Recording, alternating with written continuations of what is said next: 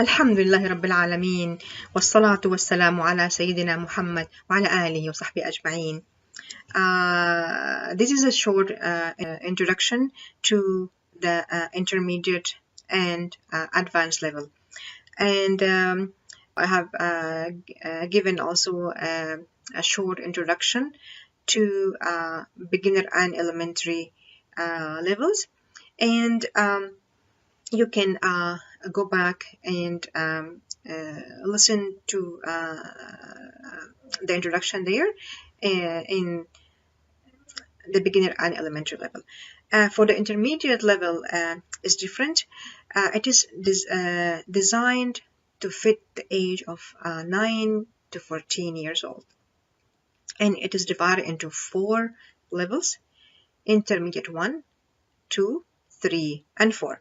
And I had to divide it in four levels, because the age 9 to 14 is these are the golden years of children. Their brain developed or started to really go into higher understanding, and by age of 14 then they start to decline from any interest into getting more involved in Islamic education. That is from my experience. Once they reach the year 14 years old, they start to get busy. Their school course get harder, and their interest gets divided with so many things they want to do, and it's a very sensitive age. So this is the age I wanted to make sure that the child by 14 years old, he finished all the basics and intermediate thing, all what he needs to make him a good Muslim. Because if I waited till I can teach them these concepts when they go to the advanced level, after 14-year-old, they may not come back. I may lose them. And so I had to make the intermediate level broad and wide, so I can fit all what I wanted to tell them. So in this level, according to every level, like if you take intermediate 1, then I know in my head that is the people who take intermediate 1, they're going to be aged maybe 9 to 10. So I chose, when I talk about the stories of the prophets, I put in the beginning creation of Adam alayhi salam and all the simple stories in the beginning, and I put it also in sequence. And I chose the ibadat to start gradually. First, before I teach them how to pray in the elementary level, I prepare them to how to behave in prayers, and then I introduce prayer for them. Now in the intermediate level, I already assume that they know how to pray, so I reinforced that understanding with even more understanding of the prayers, and we moved through many stages to achieve that goal. That is, when they pray, they want to pray. When they pray, they're really enjoying their prayers. And when I come to the Aqidah, we talked about the Aqidah first as simple thing, Aqidah, the 6 beliefs. And then we went and I go to the next level and I expand more on it. I explain to them what is after that, what is beyond that, what does it mean to have understanding of believing in one God. What does it mean to believe in the books? Just, yeah, I believe in it, but what does it mean? The belief in the Day of Judgment, the belief in the Qadr. So all that has been taught to the children, with putting in mind that in this level, I expect the child to understand this way. I think he is around this age, so it is suitable for the child to understand. And in this intermediate level, the fourth semester, they will learn 14 surahs, and they will finish all Juz Amma. So when they take the program from the beginner 1, by the end of intermediate 4, they finish all Juz Amma, because I don't want to lose them again. I don't want them to finish and then they go to the 14-year-old. After that, then the parent lose control on children, and they have their own mind. So I didn't want to lose them before I make sure they know all their Juz Amma memorized. And I also focused a lot on the stories of the prophets. I taught the Sirah again, Mecca and Medina, in more details than I taught it before in the beginner and elementary. But I didn't go too elaborate. I did not elaborate a lot. I'm keeping it for the advanced level when they really have good understanding of the whole thing. Then they would understand the more detail, like I am talking about here, the level of the grown-up. I am keeping the grown-up level for the advanced level, which is going to be age 14 and over. But it is advanced enough for their understanding, is comprehensive enough. But when I came to the stories of the prophets, when I reached to level intermediate 3 and 4, I really went into more advanced, because I am not sure if I left it to advanced level, they're gonna come back and finish it up.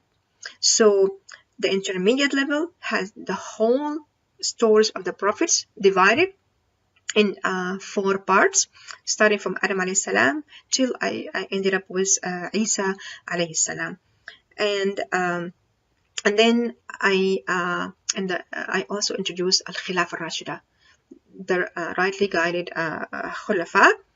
And this is the time I'm not going to talk about them anymore, because they read about the Prophet ﷺ in the Sirah, and now I wanted to introduce them what happened after that, before I lose them again when they go after 14 years old. If they didn't come back, I gave them the Khilafah. They know now what happened after that. After the Prophet died, and what then after that?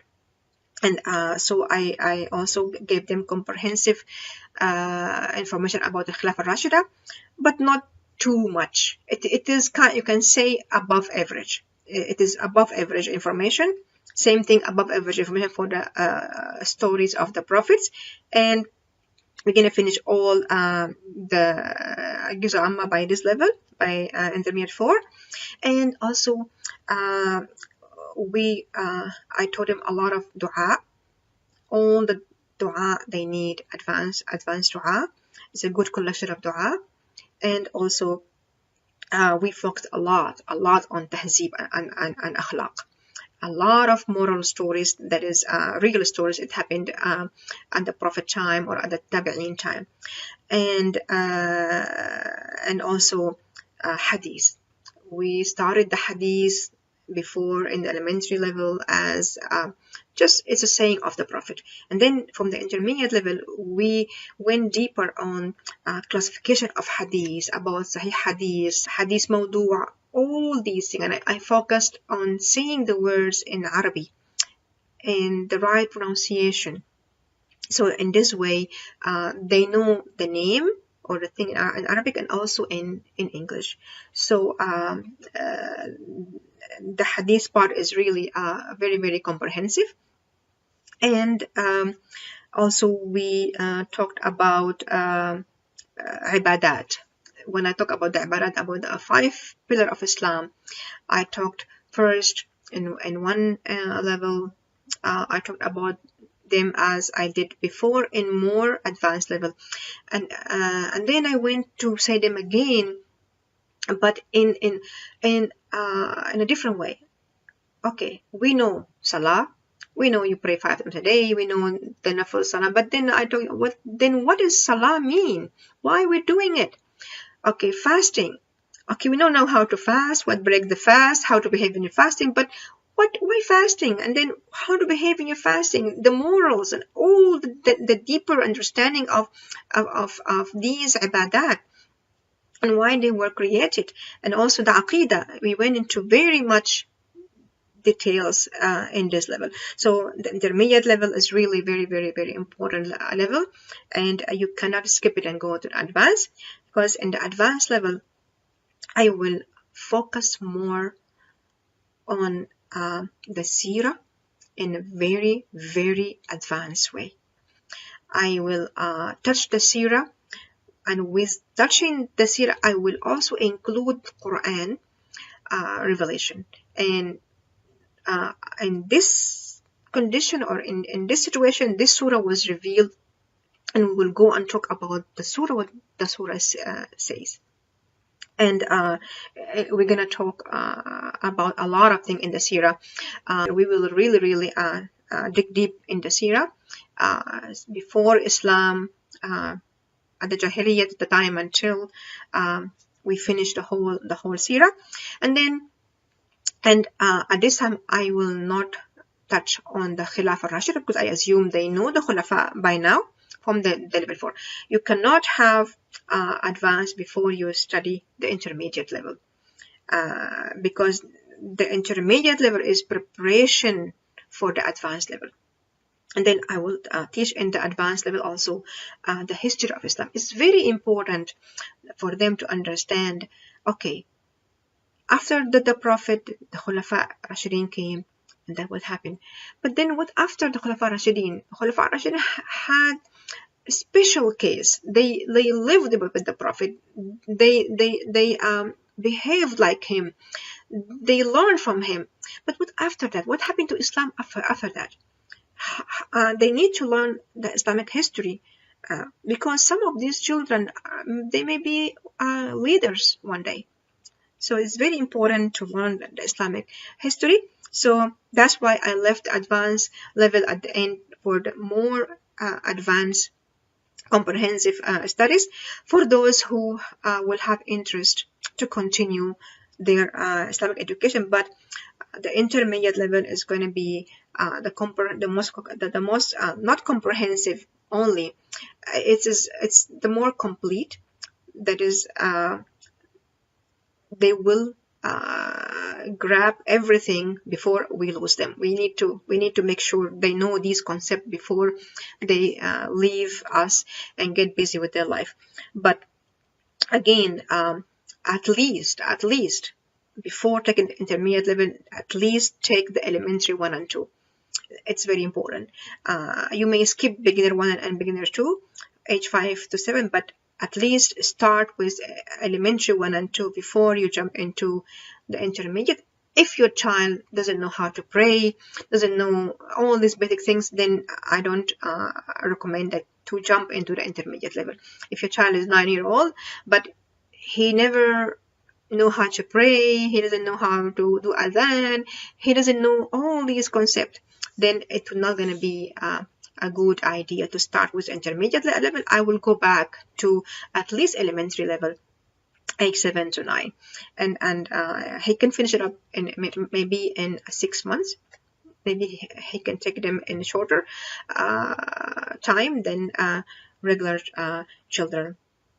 And really, this is all what I wanted to tell you about that. But one last advice is, as I also advised students for beginner and elementary, you need to follow the order I put.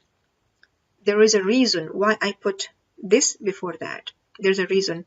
I've been doing this for more than 20 years, and I know how the kids behave, and I know what question is going to come in their minds.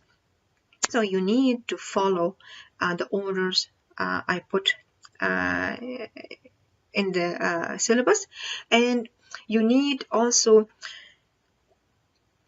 as much as you can, do not combine 2 weeks in 1 week, unless if your child is older and you're sure he already understood the concept or the concepts in the first week. So if I have something designed only for 1 week, that means everything in that week they go maybe together. That's why I cannot divide them. Like, for example, you may see 1 week there are more things than the following week. Okay, because these things, they have to be taught as one concept. But the second week, there it's less. Maybe I gave surah in the week before, so they're gonna need time to memorize the surah. So when I give one surah, I don't give next week other surah. I give at least 2 or 3 weeks gap, depending on how long was that surah. And again, the Quran, I forgot to mention that the Quran memorization is I depend on my recitation, and I read the surah one time slowly with tajweed, and they listen. Then the second time I ask them to repeat after me, and depending on the difficulty of the surah, I may read the whole verse. If the verse was short, I may read the whole verse and give them a short time. They can listen and then they can repeat. And then I go to the next verse till we say the whole surah. If the surah was difficult, then I may break it into 2 words, and depend on how it is pronounced in the tajweed. If there is no merging, or if there is no problem to stop, then I will stop and I let them say it. If there is merging and the verse was long, I will stop, then I will resume again. And this way they will learn how to say the surah. And I use the Arabic pronunciation, and they need to learn how to say it that way, because once you memorize the surah a certain way, it's going to be very hard to change the way you memorized it. And the other thing is, this program is evergreen. What does it mean, evergreen? Evergreen means whenever I add a new thing into the syllabus, even after I finish the syllabus or the curriculum, and I added new thing, I found something important. Oh, I needed really, I need to talk to them about this concept. I can add it to the program. You will get it, even if you purchased the course last year. Whatever I add, I keep adding maybe questions. As long as you are studying, you will get this, and you own the course forever. Once you purchase it, it is yours, and any update, you will receive it. Anything I add, you will get it automatically, because I will add it to the same course you're getting, somebody else is getting, somebody will get it in the future. It's the same material. Whenever I add to it, you will get whatever I'm going to add. The program is huge. I am only one person, and it takes a lot of effort to do everything.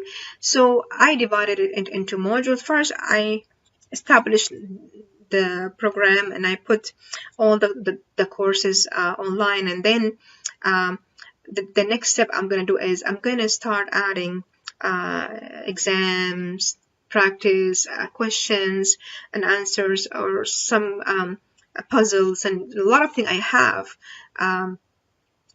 That is, I wanted to put it in the right place. I don't want to jump and dump everything at one time, and then the kids will confuse. This is the first step. Second step, I'm going to start adding more and more things to enforce what they learned. And this is all what I want to say about this program. And I hope your children will benefit from this program. And I pray to Allah that is they will be mature enough to follow up. And inshallah, Allah will guide them and will open their hearts and their minds. And one day we will be all proud of them. And at the end, I really like to thank you for giving me the opportunity to be part of your child education and development. And I will talk to you inshallah, and I'll see you in our lessons. Until I see you then, I say to you, Assalamu alaikum fi amanillah.